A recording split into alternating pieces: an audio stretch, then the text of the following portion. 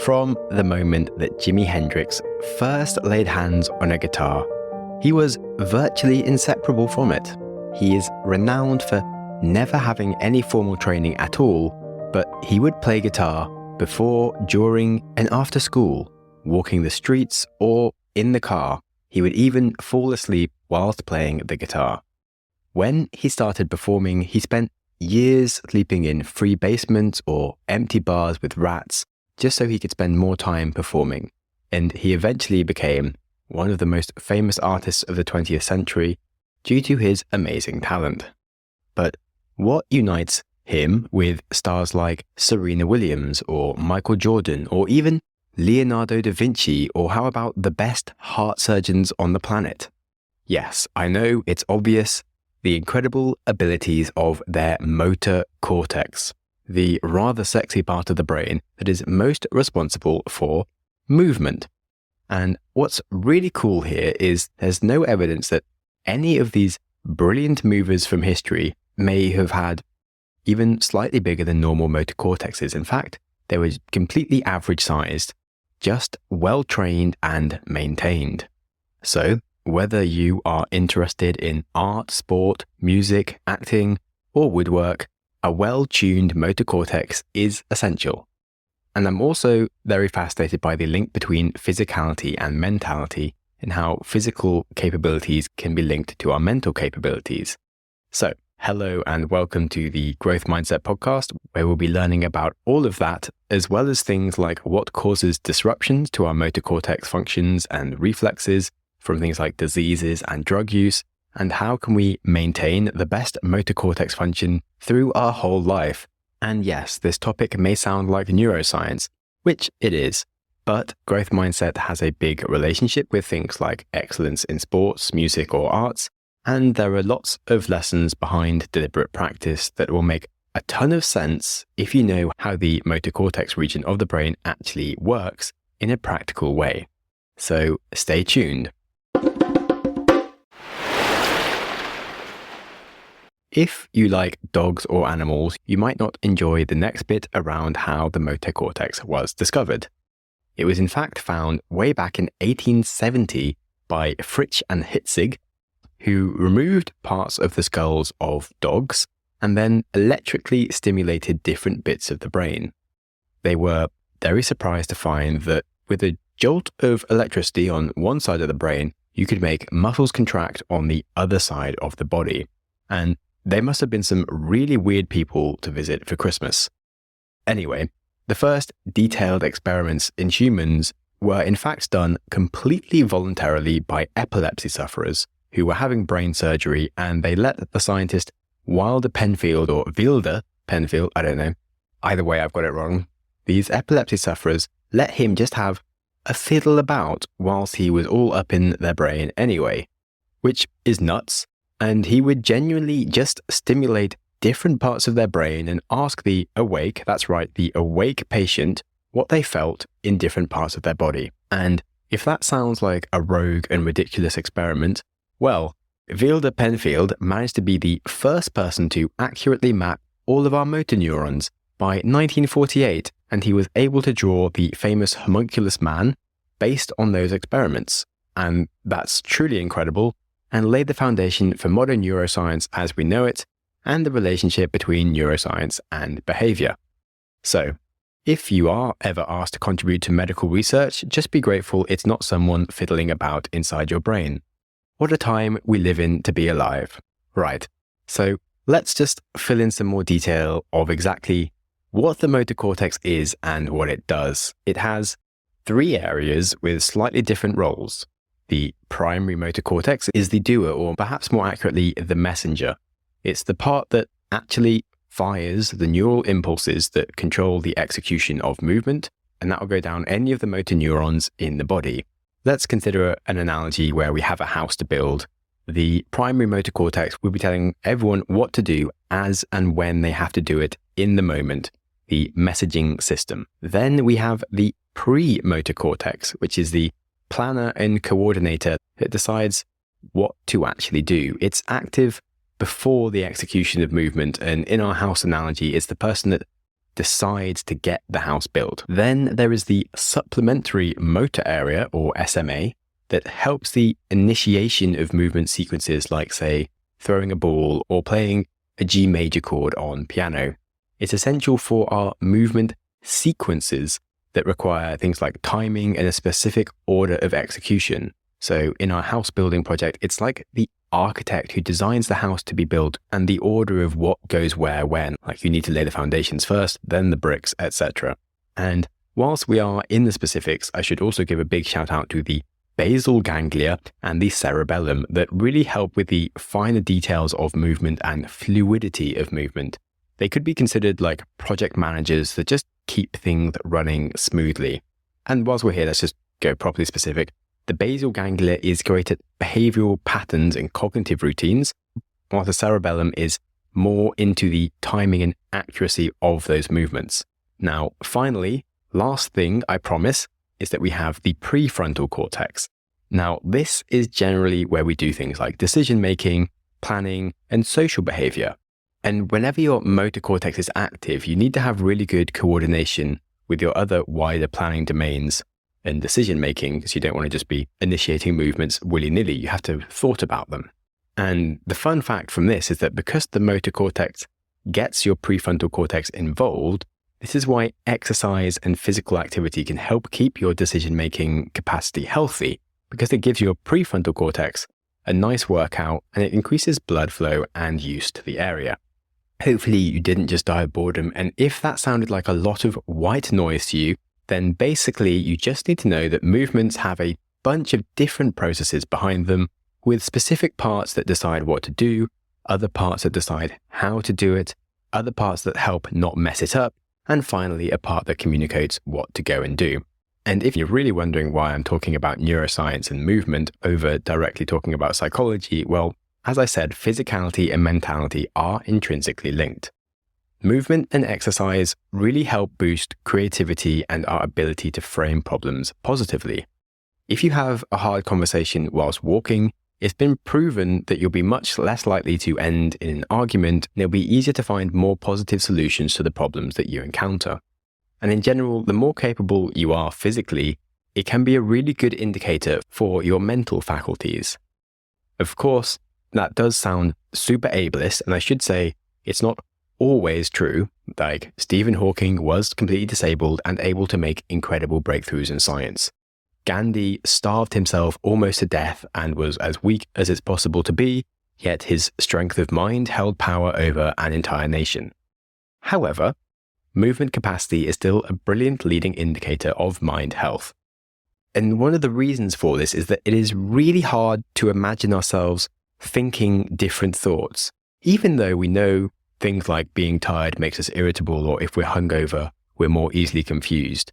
But we still feel an intrinsic attachment to whatever our mind is thinking is all that we could be thinking, and we forget how much better our mind could be.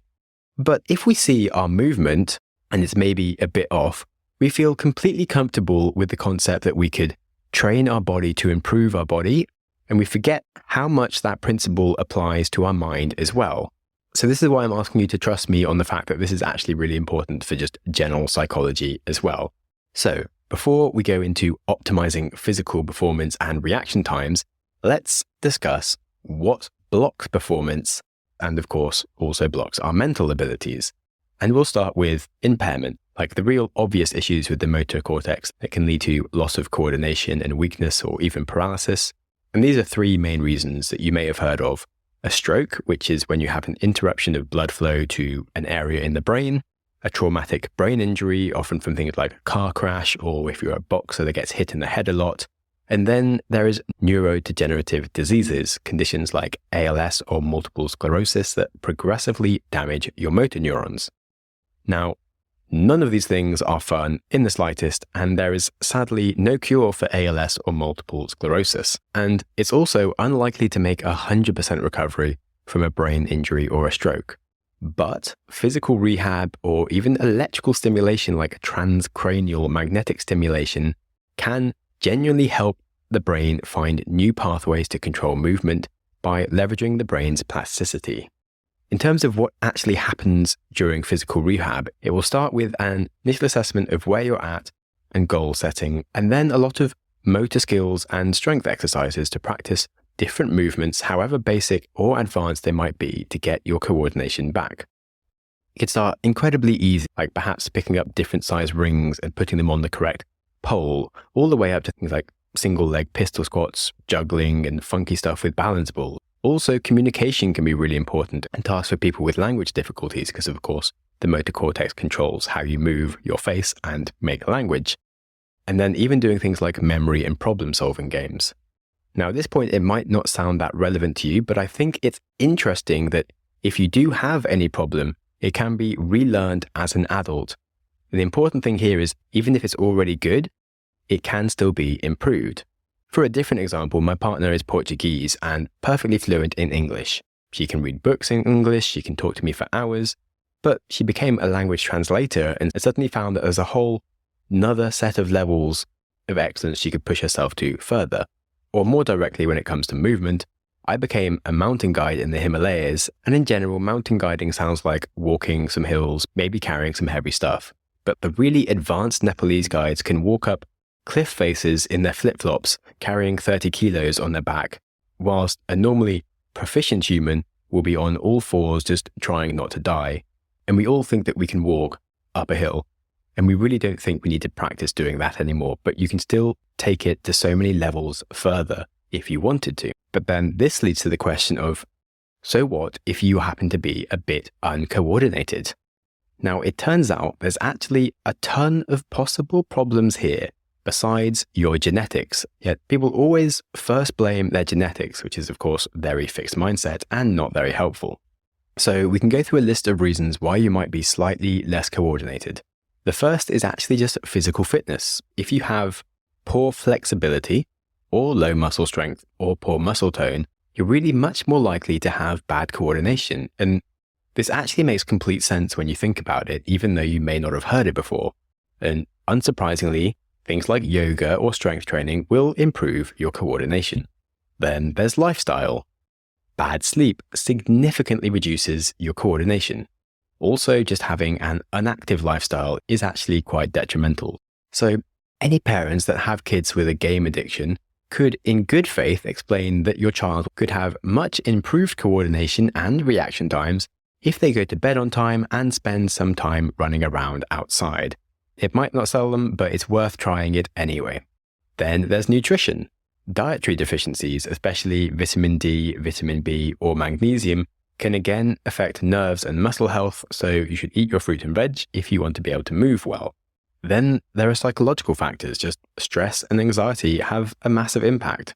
I'm sure we all know how much a big dose of panic can affect our coordination when we see someone incredibly attractive or we have to give a speech and we suddenly become unsure of ourselves completely and we feel like we're just a bunch of strange limbs that are absurdly difficult to move. Well, in the same way that happens with short-term stress, there's actually a link between just the long-term impacts of stress in general on our coordination, which I found really surprising. Perhaps more obviously, you'll have physical issues like vision and hearing. These are, of course, essential for balance and coordination, so it is worth checking regularly your eyes and ears. And the reason I went through that list is hopefully it reminds you that before you blame your genetics, it's really worth checking just all of these basic things if you want to move well or to be able to think well. And now lastly, we do have some developmental variations. So as kids, you'll notice some people will take longer to achieve certain coordination milestones and perhaps be slower at learning things. But that doesn't mean that someone can't get better. In the same way that I had verbal dyslexia as a child and was just terrible at English class, and now my job is writing and recording myself speaking. Sure, writing might take me longer than other people, but I can still enjoy doing it. And in the same way, you could be a bit uncoordinated, but it shouldn't stop you. I have a friend with dyspraxia who was certainly a bunch of limbs his whole life and never really looked comfortable in his body, but he loves basketball and now he plays it at a decent level. Sure, he didn't get there instantly, but he worked on it and he got there. And you can still become a dancer or an artist or a musician if it interests you, and it might even be really helpful for you to work on those weaknesses deliberately. Now, having gone through all of those things, we should really highlight the importance of drugs as well, because this is another thing that we might not expect has such huge impacts on us.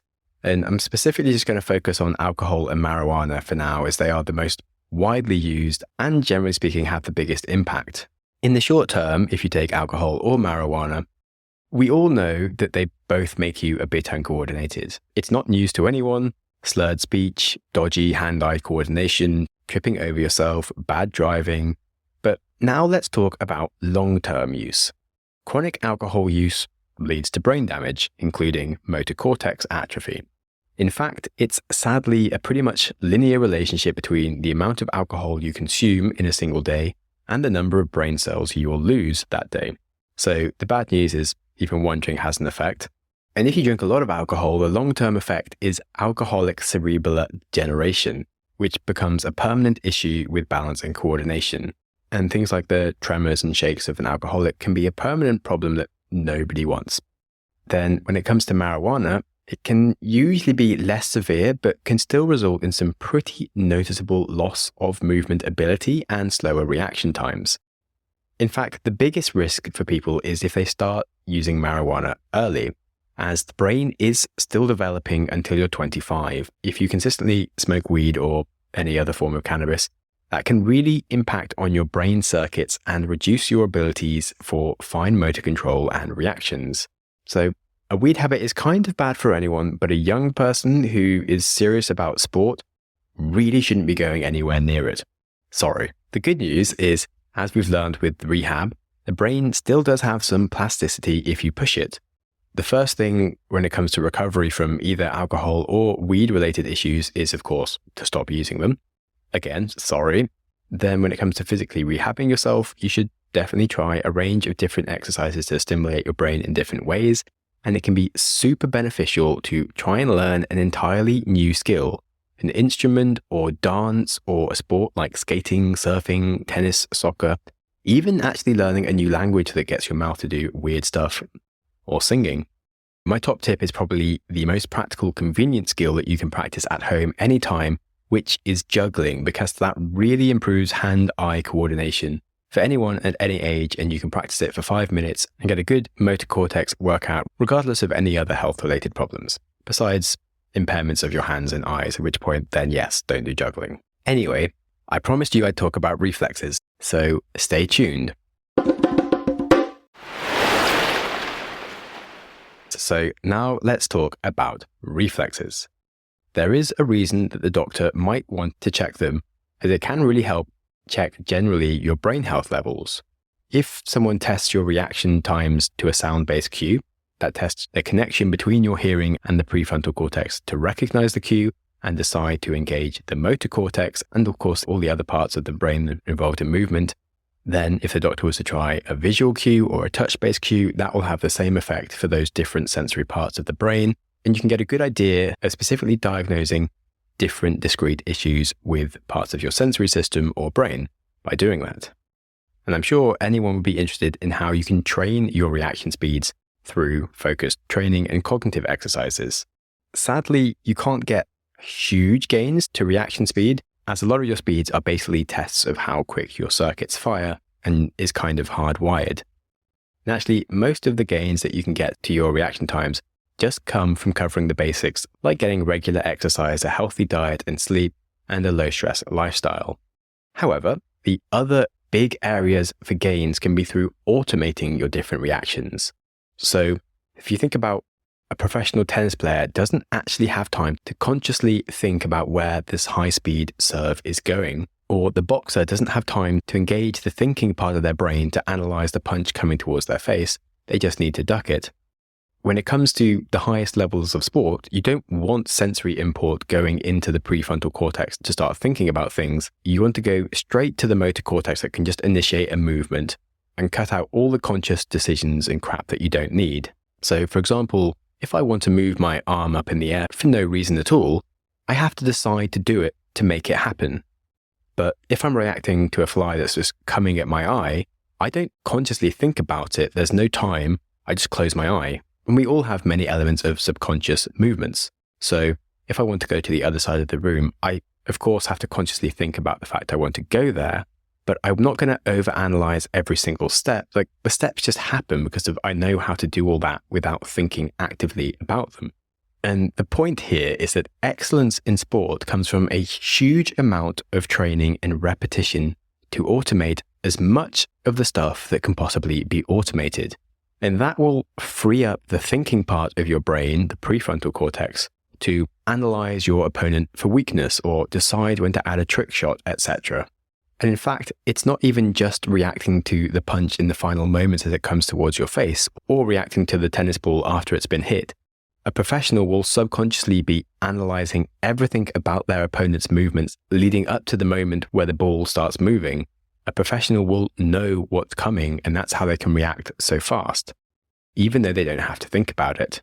And essentially what I'm talking about here when it comes to these reactions is muscle memory, although it's actually not your muscles remembering, it's your motor cortex. But because you're not engaging your conscious part of your brain, it kind of doesn't feel like it's your brain, which is why it got the term muscle memory. And muscle memory is why someone who's played the same song on guitar a lot can play the first few chords and just play the rest of them in a row, or why a 70-year-old karate master can still beat the hell out of you even though their actual reaction pathways and physical strength might be lacking, but they have so much inbuilt memory and processing that just happens on automation that they'll understand every move before it happens. So the boring and obvious lesson that we get from this is that you should do lots of training. The 10,000 hour rule has a reason.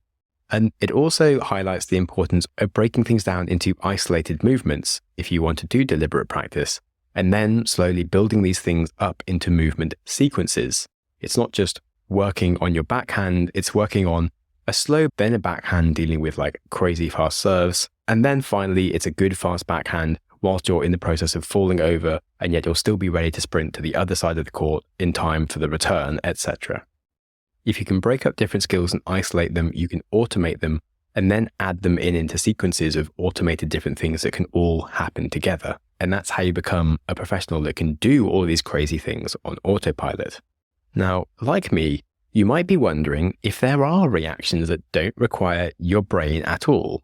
Well, there are. If you put your hand on a really hot stove, it is a waste of time to try and engage the decision part of your brain, or to even train your motor cortex to try and operate without you. Instead, your spine has enough processing power within it to move your hand away from a source of pain instantly, which is a really cool feature of the body. To see if your body can do this well, a common test that doctors use is the knee-jerk patella test, where a doctor will use a small object to hit your knee, and your spinal cord will drive the reaction all by itself. And it can be surprising if you're the person having it done to you, because you'll see your knee moving involuntarily at about the same time that the pain actually arrives in your brain. Sadly though, you can't train your spinal cord to react to a punch coming your way, or pretty much anything that nature didn't hard-code into it. And it's really only pain-related, because if it's a movement that requires you to see it, that's a pathway from your eyes that need to go into your brain before it can then get worked out. Your eyes don't have a direct link to your spinal cord. But still, it's incredible to think that in the same way that you or I can walk on autopilot, every single famous athlete or musician in history had basically been able to do all of the core bits of their skill that we admire of them so much. They've been able to do all those things pretty much on complete autopilot. I just think that helps add a little extra appreciation and empathy to how amazing they are. And there's a great quote from the Navy SEALs, which is actually stolen from the Greek philosopher Archilochus, and that is that under pressure, we don't rise to the occasion, but we rather sink to the level of our training. And the take home here is that you can really push your body to do cool things by practice. And hopefully this section added a bit more color into how the brain and motor cortex works without sounding like a textbook, and also highlighted how conscious and subconscious thought works. And if I've done my job correctly, it might have inspired you to feel a bit more in control of your outcomes, both physically and in life, and to perhaps adopt more of a growth mindset. Because I think that chat on reaction times really highlighted that you can improve both your physical and mental capabilities. Now I have one more point around how physical and mental capabilities are linked. As we've repeatedly shown how connected the motor cortex is with the prefrontal cortex, where you make your decisions, it does really emphasize that movement improves cognition and decision making, because engaging in different movements really stimulates the use of our prefrontal cortex, which does increase blood flow and activity, helping it run more smoothly. And later this week, I'll actually be highlighting how terrible we can be at making good decisions in an episode around decision biases. But you can give yourself a massive help in life just through regular exercise. The other factor here is that it really helps with stress relief. Exercise releases endorphins that are otherwise known as feel-good hormones, and on top of the organic, natural, hormone-based positivity vibes that you'll get, the general repetitive nature of sports, such as cardio or weights, can provide a therapeutic form of mental relaxation, or activities like team sports or action sports will require your complete focus, and that helps improve your attention span and control between our default mode network and the task positive network, which we covered in an episode recently that I'd really recommend. And it did really highlight the importance of the default mode network and how it's related to things like depression, anxiety, and ADHD. Some other cool benefits from exercise are neurochemical in nature. Dopamine, serotonin, norepinephrine, you've probably heard, are increased by exercise and crucial for mood regulation and cognitive functions like attention span and problem solving that we've already spoken about. But there's also the brain-derived neurotropic factor, which is a protein that supports the growth and differentiation of new neurons and synapses. And that's basically how we learn and create memories or get good at playing guitar or other movement sequences. So, if you want to be like Jimi Hendrix or Serena Williams, or you just want to be better at life, you should practice, and also get outside and do some exercise every day because your brain wants you to. So thank you for listening. If you have any questions, do hit me up with a comment on your preferred app or shoot me an email at growthmindsetpodcast@gmail.com. Details are in the description. If you want to support the podcast, do look into our advertisers as they keep the show running. Otherwise, you can share the episode with a friend. If you know any aspiring artists, musicians, or athletes, this episode should be an obvious one for them. But people that just want to do better in life should be maintaining their motor cortex and Zen attitude. And then, of course, good reviews do help people find us. And with that, life is too short for bad reflexes or telling ourselves that we are genetically just bit uncoordinated, when we can actually get better with practice. So be kind to yourself, talk to strangers, and take up juggling. Thank you so much for listening. Go you! Your consistency to reach the end of an episode is legendary. My hero! If you have any ideas or feedback for the show, I'm always interested to hear from you. You're the best! Studies show we need time for information to sink in, so I'm going to give you a 5-second pause, silence, to reflect on one idea from the show before you jump back into your busy life. Ready and go.